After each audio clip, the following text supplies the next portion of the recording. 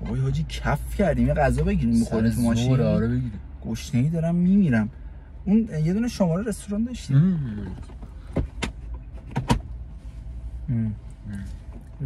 چی بگیریم؟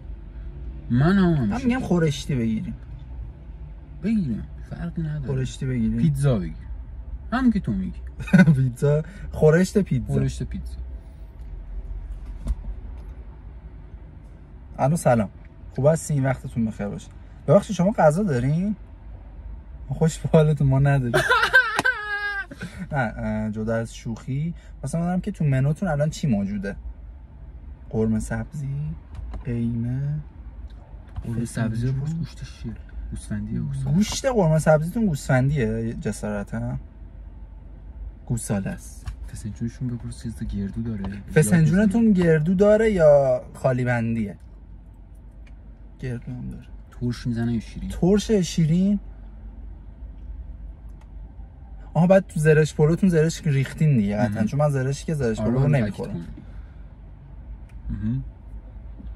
چی بگی؟ دو تا قیمه قیمه ندارید؟ حلیم بگو داره. حلیم داریم. الان سر زوره. حلیمتون گندم داره دیگه قطعا، من چون حساسیت دارم به گندم. بپرس مشتری دارین که حلیم به شکر بخوره؟ اگه داره ازشون نخرید. کباب کوبیده بگیریم؟ بناب داره. کباب بناب دارید؟ بناب پس 3 تا سیخ جوجه بگو بیارید. 3 تا سیخ جوجه بیارید برای ما. دستتون درد. آدرسمون هم که دارید دیگه. آدرس ندارم. او بگو همین تو ماشینیم. همین ماشینه که تو این خیابون پارکه. آره. خیابونتون کجاست؟ احمق به من گفت احمق. تو گفت احمق، تو گفت حالا که اینطور شد 2 پرس لوبیا پلو برام. حالا که اینجوری شد 2 پرس لوبیا پلو بیار. احمقم جد آبادته، بی تربیت. مردم اعصاب ندارن. قاصد نیستن بعد میگن چرا بازار. مگه من چیزی گفتم؟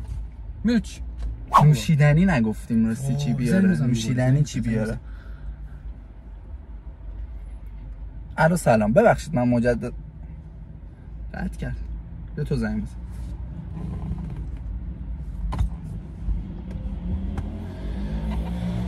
الو سلام خانم. بس گوشیو بدیم به اون آقایی که الان مشکل صحبت می‌کرد. با دوستم صحبت می‌کرد. ببینیم بیش سکتی کرده. خب پس اگه میشه 2 تا نوشابه زرد. به همون آدرس دیگه. بله. شد 4 تا لوبیا پلو، 2 تا زرش پلو بدون عدس و 4 تا نوشابه زرد، 2 تا نوشابه زرد. آدرسمون گفتم. بگو تو نوشابه من رنگ نریزن. تو یکی از نوشابه‌ها رنگ نریزن. آره من رنگ برام ضرر داره. آره. نوشابه زرد منو سفید بیاری. آره زرد رو اگه میشه سفید بدین که ممنون میشم. جان؟ من درست صحبت کنم. چی طرز صحبت؟ ما آدرسمون گفتم، به موقعم گفتم تو همین خیابون تو ماشینیم دیگه. بگو ماسموسیر من چیز باشه. ماسموسیر ما هم راستی موسیر نشته باشه. یه ماسموسیر نگفته بودین اصلا. چیز گفتم دیگه 2 تا ماسموسیرم شما. زیتون پروردن نیار. اصلا نیار. شما خودتون باید بدونین وقتی یکی میاد براتون لوبیا پلو، زرش پلو با هم سفارش میده، ماسموسیر باید بهش بدین. خانم بلد نیستین، به نظر من مغازتون ببندین. واقعا که به شما منتظر غذا هم خداحافظ. گفت واقعا که آره. خیلی بی‌تربیت. به من گفت احمق. حالا بازم به تو گفت واقعا آره. که مرد گفت سکته کرده اون که با تو حرف زد. خیلی هرس و جوشی بود. الکی ببینید مردم همینجوریه دیگه. اعصاب خورد در بودم رانندگی هم بد. من جلو بود دیدیم تصادف کردن. اصلا یارو مرد دیگه. من دیگه اشتباه ندارم غذا بخورم اصلا. زنگ کنسل شد. الو